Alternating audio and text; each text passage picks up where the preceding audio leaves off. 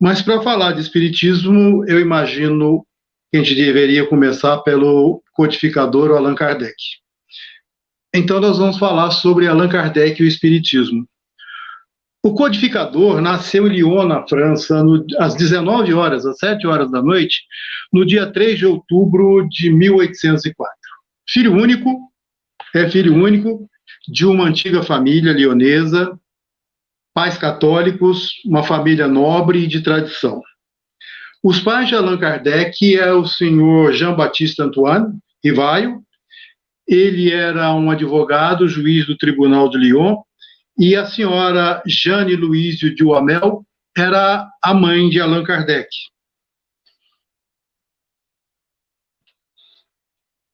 Allan Kardec estudou em Lyon até os 12 anos, quando ele completou os seus estudos. Então, os seus pais resolveram que Allan Kardec deveria ir estudar com o famoso educador naquela época, e famoso até hoje, o Pestalozzi. Pestalozzi era considerado o mais sábio, respeitado e célebre professor daquela época.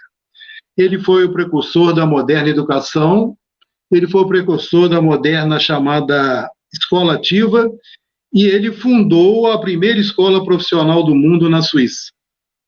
Gente, dá licença só para me mudar a posição da minha câmera aqui, senão eu vou ficar muito torto e está ficando difícil. Só um minutinho, por favor. Então, ele foi... Estamos falando, então, que o Pestalozzi fundou a primeira escola profissional na Suíça. Aos 27 anos, Allan Kardec, até então Rivaio, ele se casou com a senhorita Amélie Boudet, que era uma distinta professora, uma jovem culta. Ela era poetisa, ela era pintora, e os dois se conheceram no Instituto Educacional e Técnico. Mas a vida de casado deles estava indo muito bem, a vida do casal, até que, em consequência de 2 golpes financeiros, e foram seguidos. Um causado por um tio jogador inveterado, e um outro golpe foi causado por um antigo comerciante. Então, o casal começa a atravessar uma grande dificuldade financeira. Mas Allan Kardec, até então o senhor Rivaio, junto com a sua esposa Amélie, prosseguem com todas as dificuldades financeiras, prosseguem no ideal de educação e de um mundo mais justo. Era o que eles queriam, era o ideal deles. E eles tinham, então, que lecionar, prestar serviço de contabilidade em diversos estabelecimentos comerciais e ainda arrumavam tempo para dar aulas gratuitas aos jovens estudantes da França e os estudantes mais pobres. Dando um salto no tempo, nós vamos chegar em 1854, quando Rivaio, com 50 anos, já é um mestre e escritor respeitado e reconhecido em toda a França. E nesse período, tanto a França como em toda a Europa, estava sendo despertada a atenção da sociedade por um fenômeno que eles chamavam de mesas girantes. Pessoas de todos os níveis culturais, de todos os níveis sociais, gente, e de diferentes religiões, participavam dessas sessões onde se realizavam fenômenos de efeitos físicos.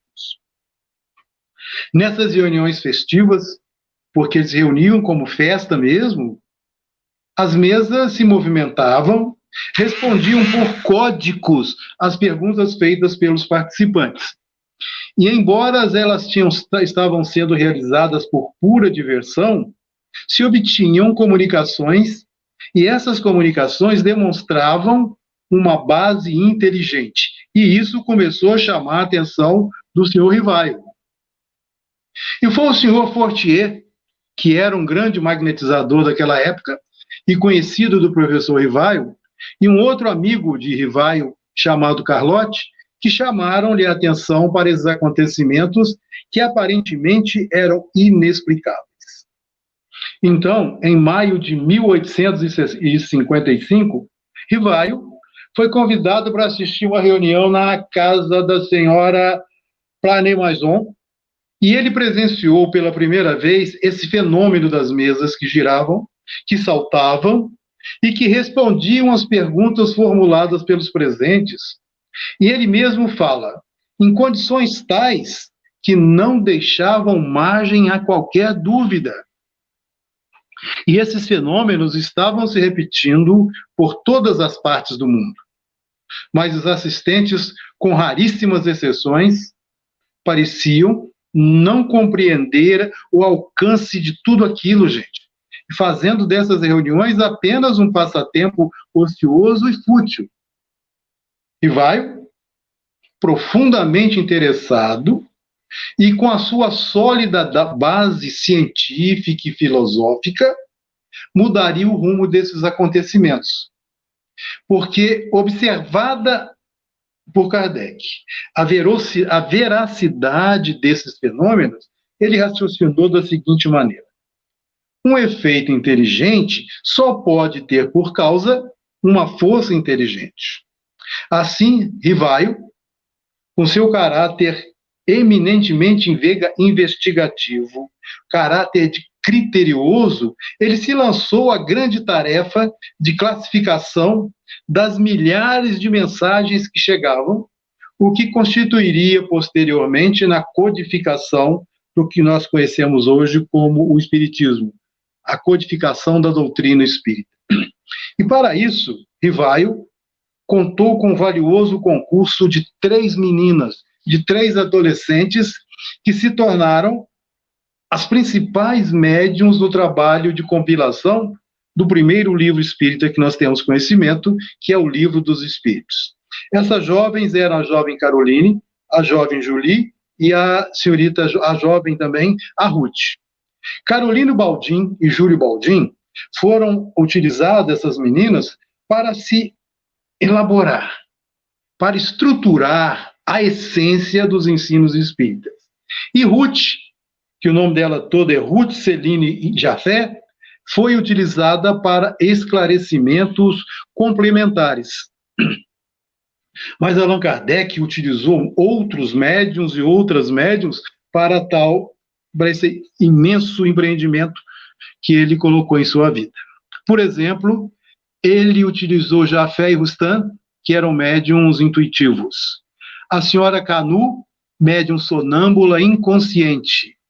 Nós vamos ter ideia do que é uma médium sonâmbula inconsciente estudando o livro Nos Domínios da Mediunidade, a importância de uma médium desse tamanho. Canu, médium de incorporação. Tinha também a senhora Leclerc, que era uma médium de psicografia, a senhora Clement, médium psicógrafa e também de incorporação.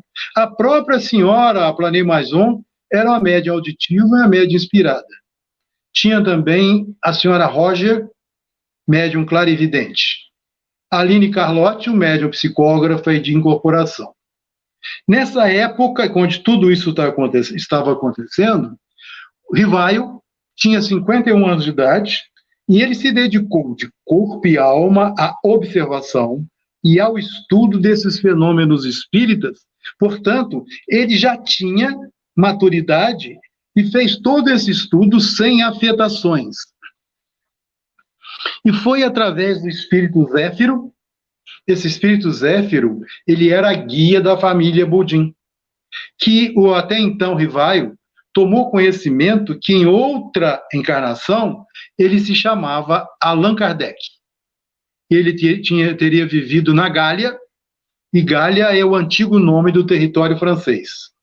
Esse espírito amigo esclareceu ainda que o professor Rivaio era um antigo sacerdote gaulês, era um druida.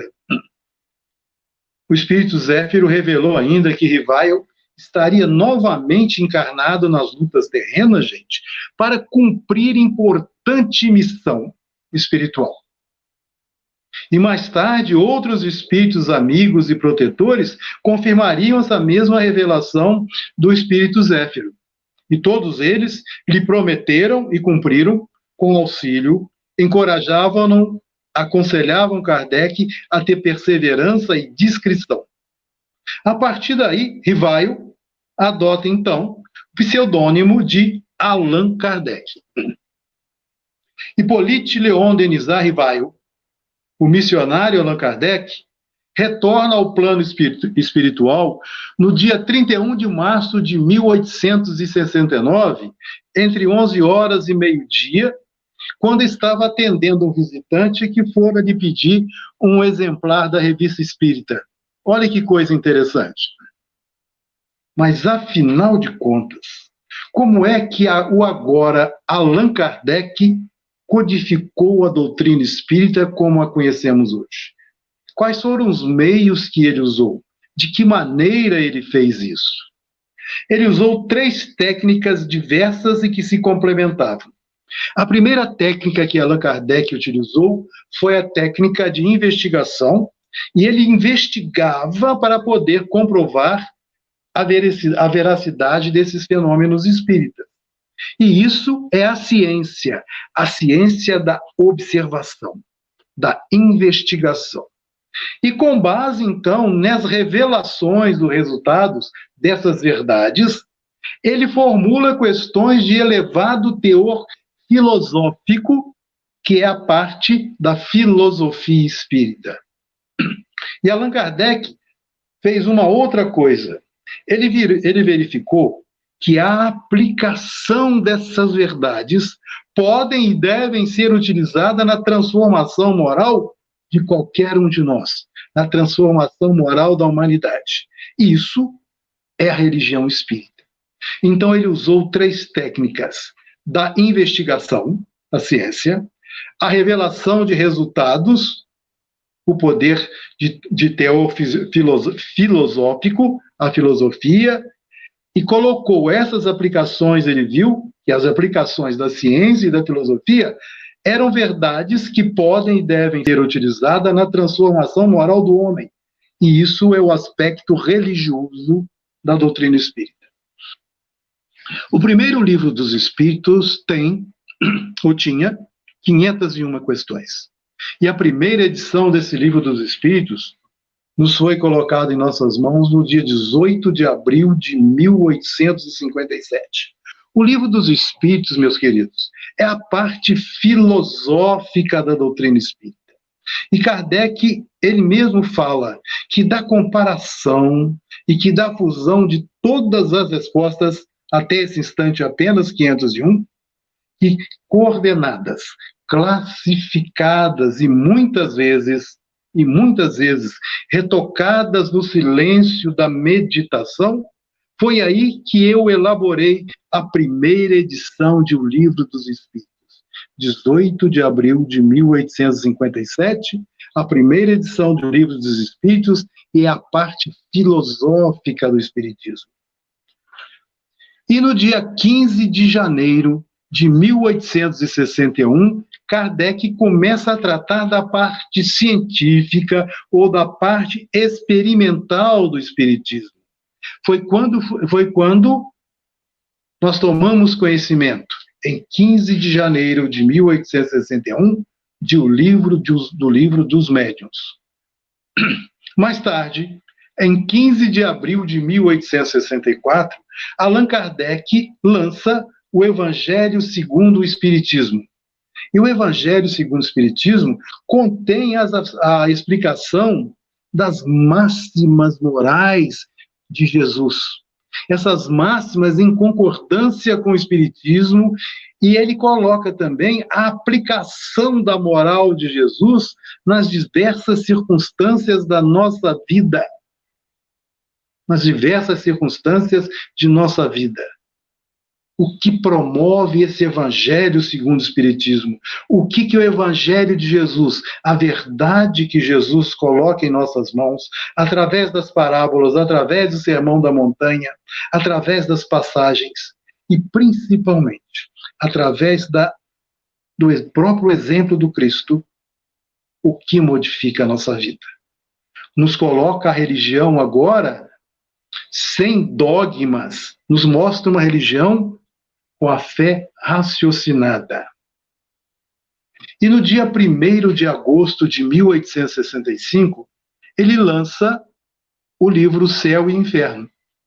Nesse livro Céu e Inferno, Kardec faz um exame comparado das doutrinas sobre a passagem da vida corporal para a vida espiritual. Ele fala sobre as penalidades e sobre as recompensas futuras. Ele fala sobre os anjos, sobre os demônios, sobre as penas. Sobre as penas. E eu, assim como o prazer de casa, para quem tiver tempo depois da nossa conversa, eu sugiro que pegue o livro Céu e Inferno e leia o capítulo 7 todinho. Nós vamos entender muito disso.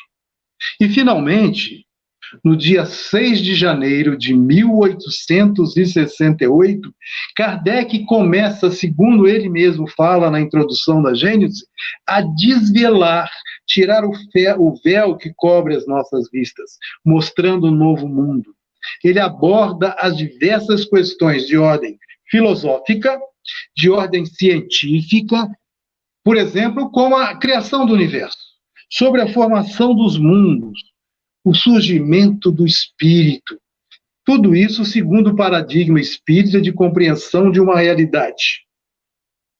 Sobre o paradigma espírita de compreensão dessa realidade que nos foram mostradas pelos espíritos superiores. Olha só, gente. Com esses 5 principais livros que nós chamamos do Pentateuco, Allan Kardec escreveu no total 23 livros, deixou em nossas mãos 23 obras.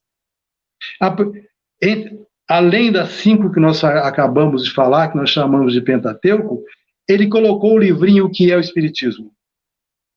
Ele nos colocou 12 volumes da Revista Espírita entre 1858 até 1869. Escreveu um livro chamado Espiritismo em sua mais simples expressão, e esse livro Allan Kardec teve como objetivo popularizar o próprio Espiritismo por meio de uma apresentação sucinta, clara, dos princípios da doutrina que os espíritos superiores estavam nos trazendo. Ele estava mostrando tudo isso dentro de um contexto histórico. Assim ele mostrava como surgiu o Espiritismo. Logo após, ele publica também outro livro que ele denominou de Viagem Espírita. Isso já foi no ano de 1862. Nesse livro, o nosso codificador coloca as suas impressões sobre essas viagens e as suas observações sobre a popularização do Espiritismo. Logo depois, ele coloca um outro livro em nossas mãos, que ele intitulou de Instruções Práticas sobre as Manifestações Espíritas. Outro livro dele foi o resumo da Lei dos Fenômenos Espíritas. E, por fim, ele fez um catálogo racional de obras para se fundar uma biblioteca espírita. Então, somando a isso 5 livros do Pentateuco, Allan Kardec deixou para a gente uma obra maravilhosa de 23 livros, contendo toda a base da doutrina espírita. Agora a gente entra no tema da seguinte maneira. Certa feita, numa reunião de família, um sobrinho me perguntou: tio, o que é espiritismo? E eu fiquei olhando para ele. Por que você quer saber, fulano? O espiritismo que o senhor pratica é de mesa branca ou de mesa preta? O senhor vê espírito, o senhor conversa com espírito, tem com espírito aqui? Mas está na Bíblia, lá no Deuteronômio, que Moisés proibiu de conversar com espírito. Então, o senhor, se faz isso, o senhor está contra a Bíblia.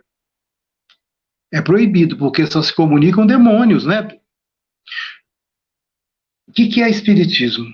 O que a gente faria, o que a gente faz quando a gente se coloca nessa posição e isso aparece para a gente?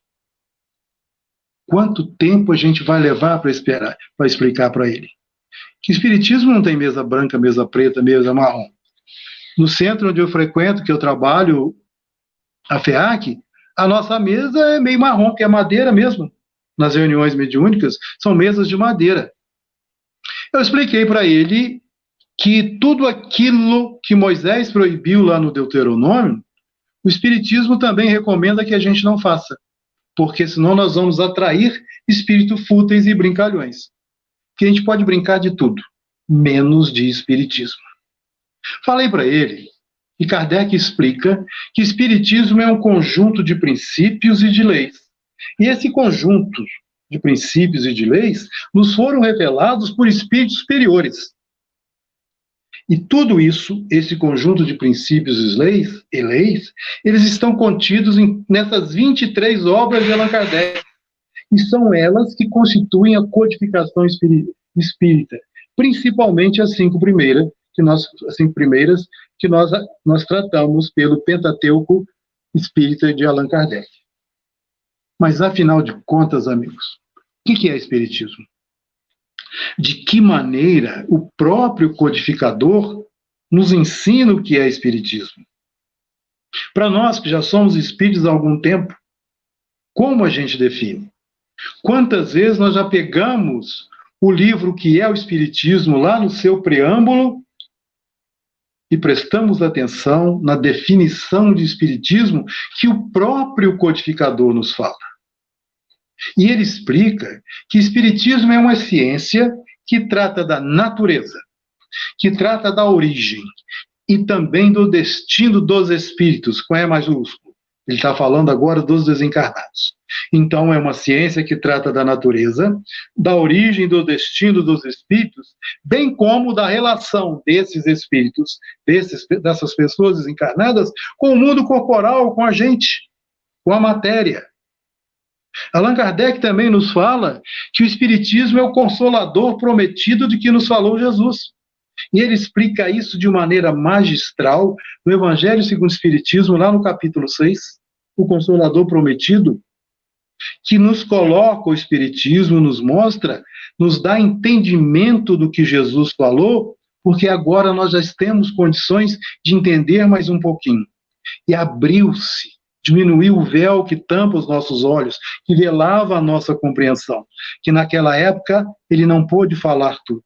O Consolador Prometido do Espiritismo está nos colocando em condições de entender os dois lados da natureza, a natureza corpórea e a natureza espiritual. E o que o Espiritismo, o que Allan Kardec trouxe com essa doutrina espírita para revelar? O que é revelar? O que é tirar esse véu que fecha, que embaça a nossa visão? A doutrina espírita, ou espiritismo, revela para cada um de nós. Revela conceitos novos e muito, mas muito mais aprofundados a respeito de Deus, a respeito do universo, a respeito da humanidade de cada um de nós, a respeito dos espíritos e também das leis que regem a nossa vida, da lei da ação e da reação, de causa e efeito, que eu estou colhendo hoje o que eu plantei ontem, em vidas, em existências anteriores, que eu estou colhendo agora, nesse exato momento, o que eu plantei nesses anos todos que eu tenho de encarnado. O Espiritismo ainda revela para a gente o que somos, de onde viemos, para onde é que a gente vai, qual o objetivo da nossa existência, qual a razão da nossa dor, a razão do sofrimento. O Espiritismo revela o que somos. Nós somos a parte inteligente da criação de Deus. Nós somos criados simples e ignorantes. Nós viemos do amor de Deus. Nós viemos diretamente de Deus. E o que é Deus? É a pergunta número 1 de O Livro dos Espíritos. O Livro dos Espíritos, a inteligência suprema, a causa primária ou a causa primeira de tudo que existe no universo. E nós somos a parte inteligente. Viemos de Deus. Para onde vamos? Nós vamos viver encarnados, vamos desencarnar, vamos ficar na erraticidade o tempo necessário, vamos continuar encarnando, reencarnando, até que não necessitemos mais de reencarnar. Nós estamos voltando aos poucos para o âmago desse amor maior, para o âmago de Deus, com maior compreensão. O Espiritismo revela qual é o objetivo da nossa existência. Ele começa a revelar isso na questão 132 de O Livro dos Espíritos, quando ele pergunta aos irmãos imortais qual é o motivo da nossa encarnação. E a resposta é clara, é direto. Deus lhes impõe a encarnação com o objetivo de vos fazer progredir. Simplificando o que fala nessa questão, vos progredir através das nossas provas, das nossas missões, das vicissitudes que passamos nas vidas, das nossas necessidades. Já pensou se a gente é criado, se puro, perfeito de uma vez, se a gente não tivesse nada para fazer, ficar sentadinho numa nuvem olhando para o mundo? Ia ser um tédio. Um dos objetivos da nossa existência também é sermos coautores da obra de Deus. Estamos aqui melhorando o planeta, melhorando intimamente. E cada vez que um de nós melhora, cada vez que um de nós, cada ser humano melhora, a humanidade vai melhorando. É por isso que estamos juntos. Nós dependemos um do outro. E qual a razão da dor e do sofrimento do mundo? Nos mostra que são nossas escolhas. Vai explicar através da lei da reencarnação o porquê algumas pessoas já nascem em extremo sofrimento. Daqui a pouco a gente se aprofunda mais um pouquinho nisso.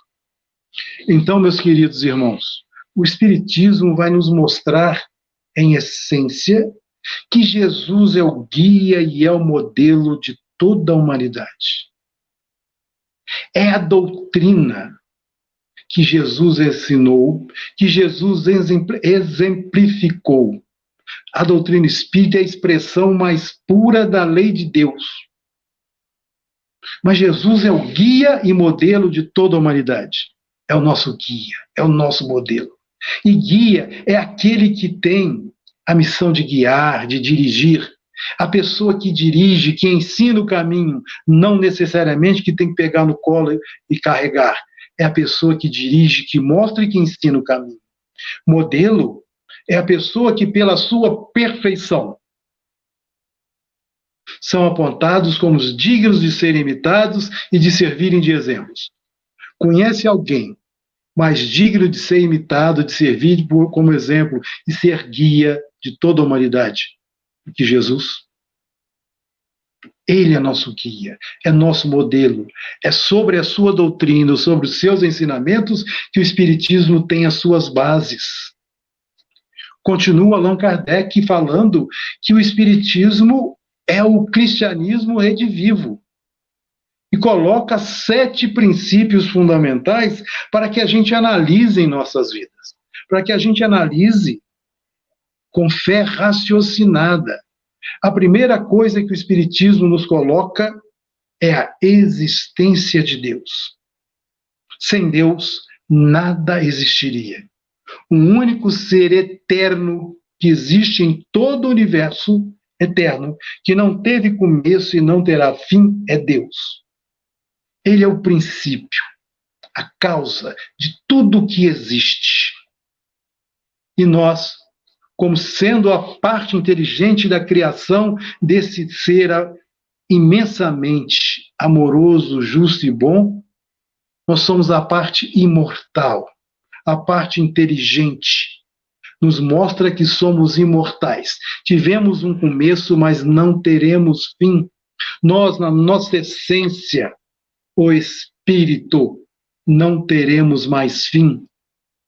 Nos mostra a lei da reencarnação, que não foi o Espiritismo que inventou. Não foi o Espiritismo que inventou. Kardec codificou e colocou isso para a gente de modo mais claro. Como a gente explicaria, meus irmãos, as imensas diferenças em nossas vidas se não fosse a lei da reencarnação? É pela reencarnação que nós nos depuramos. A cada vez que a gente reencarna, a gente está começando a dar mais um passo para ser um espírito mais moralizado, para sermos espíritos mais perfeitos, para nos melhorarmos. Pela obra, pela graça e pelo amor de Deus, a gente nunca regride moralmente. Podemos ficar estacionados, mas como opção nossa. É a reencarnação que explica por que algumas pessoas nascem em lares perfeitamente ajustados, que têm alimento, que têm educação, que têm a palavra de Deus, e outras nascem em lares totalmente desajustados, passando fome e necessidades? Por que que uns nascem podendo correr, fazer 100 metros em menos de 10 segundos, enquanto outros vão passar a vida numa cadeira de rodas? Por que que uns nascem com a inteligência de Einstein e outros nascem desprovidos de inteligência? Porque uns nascem com defeitos físicos, outros nascem com problemas mentais. Por quê? Se a gente, o Espiritismo nos explica, principalmente nos livros de André Luiz, nos explica que se Deus nos criasse exatamente no momento da fecundação, onde o espermatozoide e o óvulo se encontram, se Deus criasse a alma naquele exato momento, como é que ele ia fazer?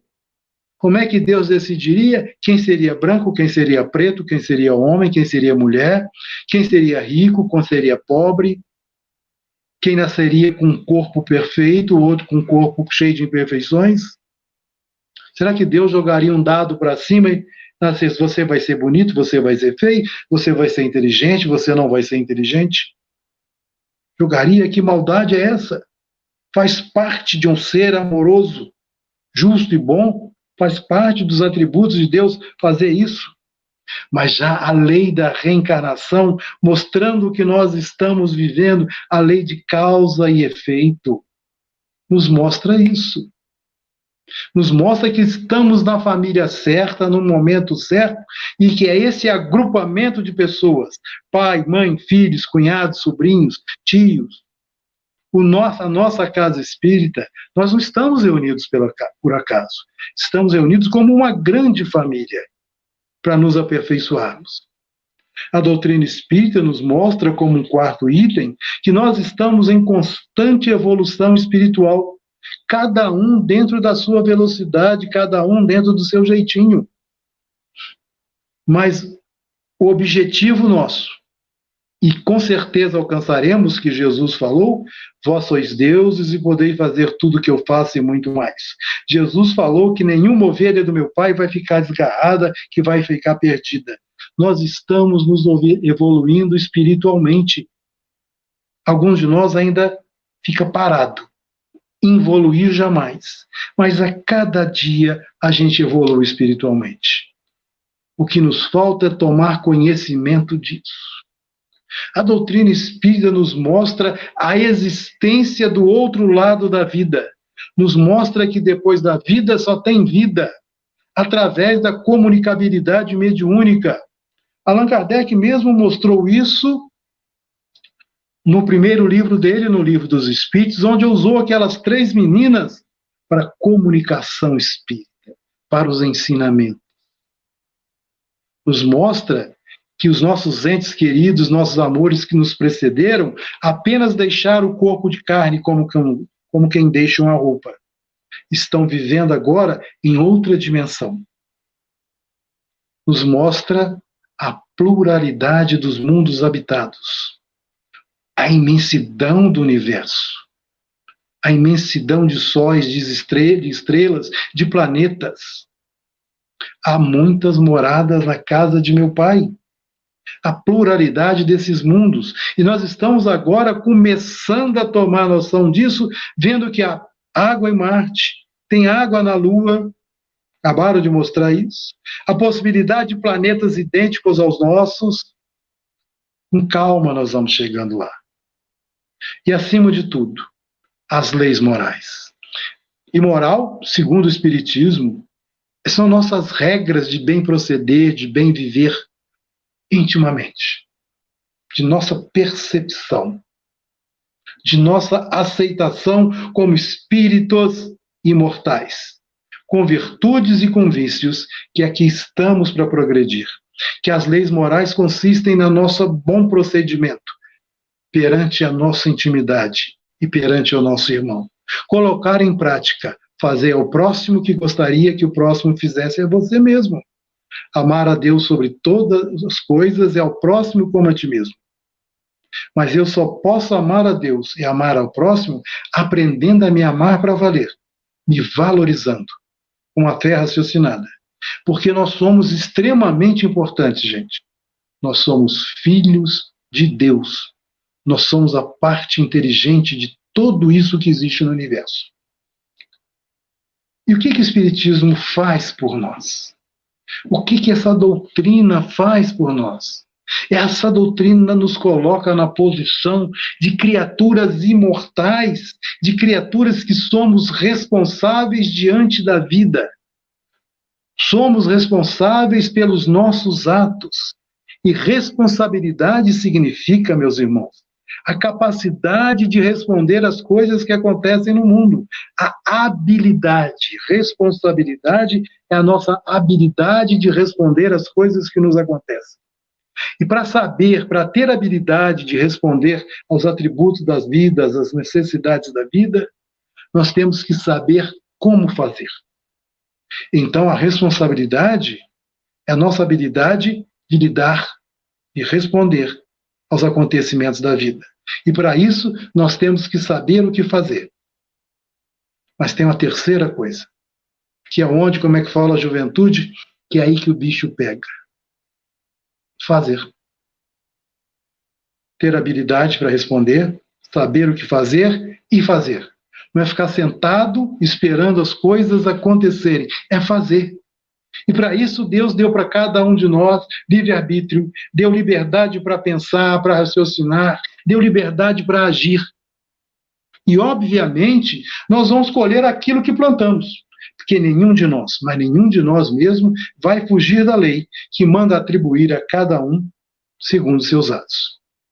A doutrina espírita também expõe a verdade, o sentido real das lições do nosso Mestre Jesus Cristo. Porque naquela época Jesus precisou usar de uma linguagem figurada, porque a nossa compreensão era extremamente limitada. E Jesus, numa inteligência emocional ainda inatingível para qualquer um de nós, quando ele estava conversando com pescadores, ele falava sobre a pesca, sobre lançar a rede. Quando ele estava conversando com agricultores, ele estava falando das sementes. Da parábola da semente, da parábola do semeador, de uma parábola pouco conhecida, a semente que brota da terra. Quando ele estava entre os cobradores de impostos, ele estava falando dos trabalhos, dos talentos, do dinheiro. Ele falava na língua que cada grupo compreendia. Mesmo assim, com uma compreensão ainda muito limitada para entender o que Jesus falava. Agora a doutrina espírita nos dá condições de nos aprofundarmos, de começarmos a entender para valer as lições de Jesus. Porque os espíritos amigos, meus irmãos, clarearam os ensinamentos de Cristo. E Allan Kardec, através de toda a sua obra, através dessa codificação, nos traz essa nova revelação, de revelar, tirar o véu que está obstruindo a nossa visão. Eu queria destacar aqui uma outra coisa extremamente importante. A importância da fé raciocinada, que nos auxilia nesse processo de entendimento do Evangelho de Jesus. É o exemplo do próprio Kardec, da ciência, da filosofia e da religião. Ele observou, entendeu, codificou, não de uma fé cega que aceita tudo e pode levar ao fanatismo. A fé raciocinada, que a palavra fé vem de fides. Fides em grego significa fides transformado em latim, que deu origem às principais línguas da humanidade, inclusive a nossa português. Fides significa fidelidade. E só existe fidelidade se existe relacionamento. Um relacionamento inteligente entre nós e Deus. Fé é fidelidade. Relacionamento entre nós e Deus. A fé raciocinada. O Espiritismo também vai esclarecendo a gente o princípio da reencarnação que acabamos de falar, e isso determina o porquê da dor, o porquê das aparentes desigualdades sociais. O Espiritismo vai acabar com as preocupações originárias do medo da morte, provando que a morte não existe. Mas nós vamos deixar de sofrer quando perdemos. A palavra está errada, perdemos. Quando um ente querido, um afeto vai para o outro lado, vamos sofrer, vamos chorar. Mas o Espiritismo nos mostra que a morte não existe, nos mostra que a vida continua através do conhecimento da mediunidade, através do intercâmbio com esses entes queridos. A doutrina também nos tranquiliza, nos traz paz, com respeito aos desajustes da nossa parentela, da nossa família.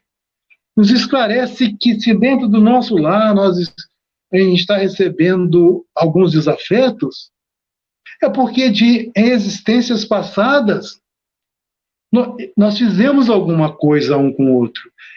É agora que é o momento da regeneração, do perdão, nos concede então a certeza natural de que se beneficiamos ou se prejudicamos a alguém, estamos beneficiando ou prejudicando a nós mesmos.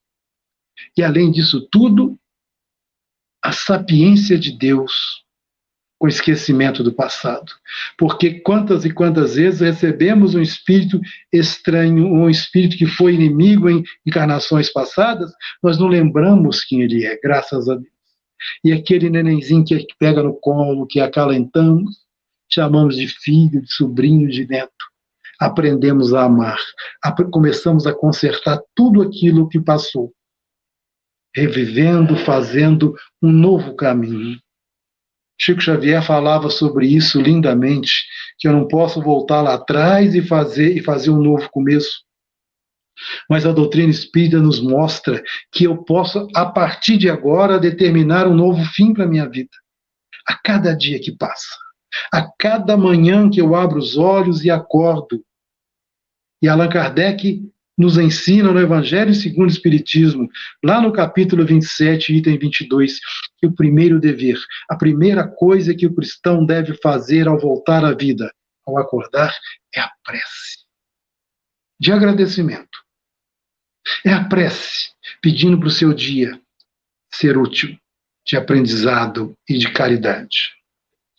O Espiritismo também, essa doutrina espírita, vai conferir a gente forças para a gente suportar as maiores vicissitudes da nossa vida, as maiores vicissitudes do corpo, mostrando que esse corpo é o meu instrumento físico, que ele reflete as condições ou necessidades do espírito milenar que eu sou, que somos. E explica que, por maiores que sejam as dificuldades exteriores, intimamente somos livres para melhorar ou agravar a própria situação. Santo Agostinho fala que quando nós estamos passando as piores expiações, as coisas mais difíceis, principalmente em relação ao corpo com algum problema físico mais grave, é sinal que nós estamos resgatando, estamos limpando, filtrando o nosso espiritismo. Aproveitemos isso sem revolta. O Espiritismo vai demonstrar que o nosso principal templo de culto a Deus, de culto à presença divina, é a nossa consciência. Porque as leis de Deus estão escritas na nossa consciência. Ou seja, nós mesmos nos julgamos, porque a nossa consciência nos julga. A gente não precisa de um tribunal para que nos absolva e nos condene. Nós fazemos isso. Nós sentimos isso.